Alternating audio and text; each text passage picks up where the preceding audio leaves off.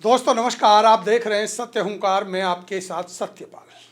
आज हम आपको एक ऐसे सच से रूबरू कराएंगे जो इस क्षेत्र के विकास की असल सच्चाई के साथ पार्टी के नाम पर थोप दिए गए कमजोर मानसिकता और ड्रामेबाज नेतृत्व और गैर सामाजिक विचारधारा के वो लोग जिनके मन, क्रम और वचनों में सिर्फ भ्रष्टाचार का बीज ही अंकुरित होता है, जिन्हें क्षेत्र के विकास से नहीं खुद के उत्थान से मतलब है।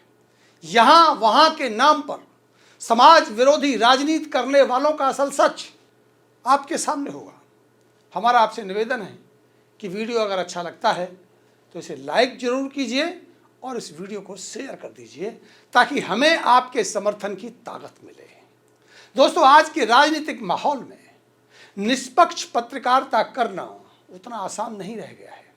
हालात ऐसे हैं कि यदि अपने क्षेत्रीय जनप्रतिनिधि से जनता के हक के जुड़े सवाल पूछ लिए जाएं तो उसे सत्ता की शान में गुस्ताखी समझ लिया जाता है, और यदि विकास कार्यों की गुणवत्ता, लागत या पारदर्शिता पर सवाल उठा दिए जाएं तो वही पत्रकार अचानक से विकास विरोधी घोषित कर दिया जाता है।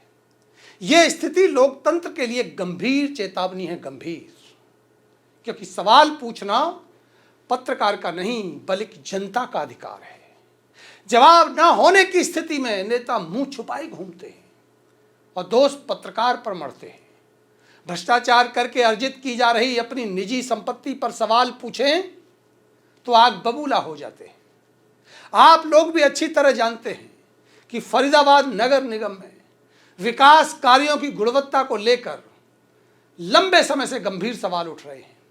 जैसे पल्ला सेहतपुर रोड में किए जा रहे कार्यों को आज भ्रष्ट व्यवस्था की एक मिसाल माना जा रहा है।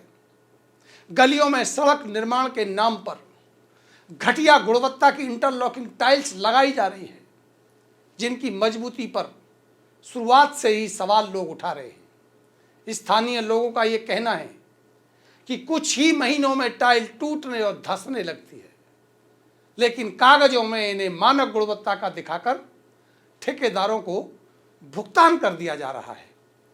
इतना ही नहीं, अधिकतर पीली ईंटों का प्रयोग किया जा रहा है। नगर निगम में एक परंपरा सी बनती जा रही है, ऊंचे रेट पर काम उठाओ, अधिकारियों और नेताओं को कमीशन खिलाओ और नाम मात्र का काम करके खूब मौज उड़ाओ। ये चर्चा आम है कि इस पूरे तंत्र में पार्षदों से लेकर जेईओ, एसडीओ, अकाउंट्स विभाग तक हिस्सेदारी तय रहती है। सबके निर्धारित प्रतिशत है, सबके अपने अपने फायदे हैं, लेकिन इस खेल में सबसे ज्यादा घाटा केवल और केवल जनता का होता है, जिसे बार बार टूटती सड़कें और अधूरे विकास कार्य झेलने पड़ते हैं। जब इन गड़बड़ियों पर कोई पत्रकार या सामाजिक कार्यकर्ता सवाल उठाता है तो जांच करने के बजाय उसे उल्टा उसी कटघरे में खड़ा कर दिया जाता है। उसे ही विकास में बाधक बताकर जनता की भावनाओं से खेला जाता है। जबकि असल सच्चाई यह है कि जब नेताओं और अधिकारियों के पास जनता के सवालों का कोई ठोस जवाब नहीं होता, तब उन्हें मीडिया और पत्रकार ही सबसे बड़ा दुश्मन नजर आने लगता है। आज सवाल सबसे बड़ा यह है कि नेताओं को सरकार से खर्चा मिलने के बावजूद, तनख्वाहें मिलने के बावजूद भ्रष्टाचार का कमीशन ये लोग खाते हैं और सवाल पत्रकार पर उठाते हैं। पत्रकारों ने सवाल पूछा कि भ्रष्ट ठेकेदारों का समर्थन आप क्यों करते हो? मात्र 1 साल में नई महंगी लग्जरी कार, नए नए घर, नए दफ्तर बनाने का पैसा कहां से आपके पास आता है? जबकि शपथ पत्र के मुताबिक आपकी कोई उचित इनकम सोर्स नहीं है, तब आपको पत्रकार विकास विरोधी नजर आता है। जब आपकी आवाज हजारों लोगों तक ले जाता है, तब आपको पत्रकार ईमानदार और निष्पक्ष नजर आता है। अगर आपके बारे में बात कर ले, जब पत्रकार ये पूछता है कि बताओ, जो पार्टी 30 जनवरी को वार्ड 25 के पार्षद कार्यालय उद्घाटन की हुई, जिसमें सत्ता पक्ष और सरकार के नेताओं ने मीठे मीठे रसगुल्ले खाए, स्वागत में बुके और फूल बरसाए, वो किस कमाई से आए? चुनावों के मात्र 11 महीने के बाद जो वार्ड पार्षद 25 के कार्यालय का भव्य निर्माण हुआ, वो पैसा किस इनकम सोर्स से आया? जब ये सीधा सवाल पत्रकार पूछता है तो वो गलत है। और जबकि चुनावों के दौरान खुद वार्ड 25 पार्षद प्रत्याशी ने अपना शपथ पत्र देकर सरकार को बताया कि कुल संपत्ति और आय का सोर्स क्या है। आइए उनका ही शपथ पत्र पहले पढ़ लेते हैं, फिर कुछ बुनियादी सवाल पूछेंगे। ये देखिए, सबसे पहले इनके परिवार में केवल ये दोनों हैं, कोई इन पर आधारित नहीं है। जैसे कोई बच्चा, पिताजी, मम्मी आदि शपथ पत्र के मुताबिक, जबकि हमारे पास मौजूद वीडियो में इनके पिताश्री खुद बताते हैं कि वो इनके ही साथ रहते हैं। अब क्या सच है, क्या शपथ पत्र झूठा है, ये वो जाने। लेकिन 2023-24 की कुल इनकम जो आप मेरे सामने देख रहे हैं वो 4,40,000 है। उतने में तो 70 गज में भव्य भवन तैयार नहीं हो सकता। देख लीजिए, आप खुद देख लीजिए, पूरा का पूरा शपथ पत्र पढ़िए जो पब्लिक है, आपके लिए है। जानिए अपने जनप्रतिनिधि के बारे में कि भाजपा के टिकट की लॉटरी कैसे निकलती है। तो देखिए इनका शपथ पत्र देखिए आप। इन्होंने जब शपथ पत्र दिया तो 2023-24 की जो कुल आमदनी दिखाई वो दिखाई थी 4,40,000 रुपये एक साल की। और इनका कोई डिपेंडेंट नहीं है, सीमा जी और सुमंत जी तो ही इस परिवार में हैं।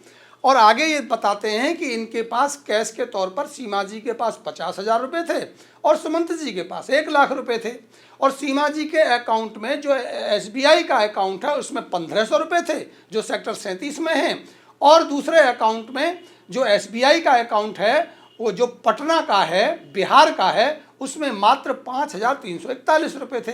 तो वहीं सुमंत जी जो इनके पति हैं उनके अकाउंट में मात्र 3,000 रुपये थे। और जो इनका करंट अकाउंट है कंपनी का, जिसमें वो गाड़ी वाड़ियों का हिसाब किताब चलता है, उसमें केवल 7,500 रुपये थे।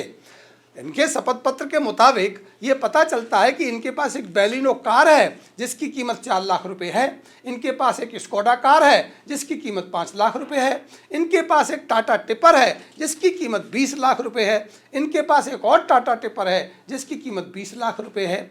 यानी कुल मिला के जो इनके पास ये प्रॉपर्टी है, अब इसमें से इनके पास कुछ लोन भी होगा। तो लोन कितना है जरा ये भी समझ लेते हैं और जरा घर भी समझ लेते हैं। तो इनके उसमें जो घर दिखाया है, इनके पास कोई भी एग्रीकल्चर लैंड नहीं है। इनके पास एक घर है श्याम कॉलोनी में, पार्ट 2 सेहतपुर एक्सटेंशन फरीदाबाद में, जो 337 स्क्वायर फीट का, यानी कि करीब करीब मेरे ख्याल से 34-35 गज का माना जाता होगा। जो इन्होंने जो खरीदा था वो 5/12/2017 को खरीदा था और उसे बनाने में कोई 1.5 लाख रुपए इन्होंने लगाए थे। और आज जो इसकी वैल्यू है वो टोटल कोई 15 लाख के आसपास उसकी वैल्यू है। अब बात करते हैं कि इनके पास कुछ लोन वोन भी होगा, तो लोन अमाउंट देख लेते हैं। पहली गाड़ी है इनके पास, उस पर 2,28,000 का लोन, दूसरी गाड़ी पे 4,32,000 लोन, तीसरी गाड़ी पे 14,44,000 का लोन और चौथी गाड़ी पे 21,84,000 का लोन। यानी जिस गाड़ी की वैल्यू 20 लाख उस पर 21,84,000 रुपये का लोन। ऐसे मिला के 42-43 लाख रुपए का तो लोन ही लोन है। अब कुल प्रॉपर्टी 60-65 लाख में से 42-43 लाख घटा दिया जाए तो वो सारी कुल प्रॉपर्टी इनकी इस शपथ पत्र के मुताबिक नज़र आती है। अब जिन्होंने ये शपथ पत्र सही दिया या झूठ दिया ये तो ये जाने, वो सच आपके सामने है। शपथ पत्र मैंने लगा दिया है। अब इनकी इनकम सोर्स क्या है, ये पैसा कहाँ से आ रहा है, ये आप समझिए। अब बताइए कि पार्षद चुने जाने के 11 महीने के दौरान ही ये भव्य भवन बनाने का, उद्घाटन में रसगुल्ला बनवाने का पैसा कहाँ से आया? क्या ये सवाल जायज है या नहीं? क्या इसका जवाब जनता को मिलना चाहिए या नहीं? क्योंकि एक तरफ जनता विकास के लिए तरस रही है तो वहीं दूसरी तरफ नेता रसगुल्ले खिला रहा है। और वो सभी लोग सरकार का हिस्सा और जनता के प्रति जवाबदेह हैं, चुपचाप रसगुल्ले का लुत्फ उठा रहे हैं। ये पूछने की जहमत नहीं उठा रहे कि भाई ये कमाई का जरिया क्या है आपका, ये तो बताओ। ये लॉटरी कब और कैसे लगी ये तो समझाओ। भाजपा के टिकट की इतनी बड़ी लॉटरी हमको भी तो लगवाओ। जब ये भव्य भवन चुनावों के जीतने के कुछ महीने ही बाद बन रहा था तब इनके पिताजी ने खुद बता दिया था कि पार्षद साहब का बन रहा है।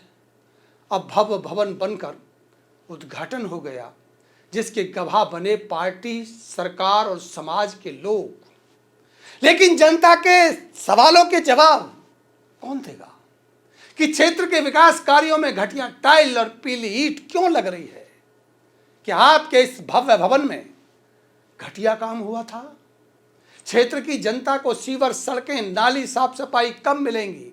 जिस प्रकार पार्षद बनने के मात्र 11 महीने में आपका भव्य भवन बनकर उद्घाटन किया गया, वैसे विकास पूरा होकर जनता को भी उद्घाटन मिलेगा क्या?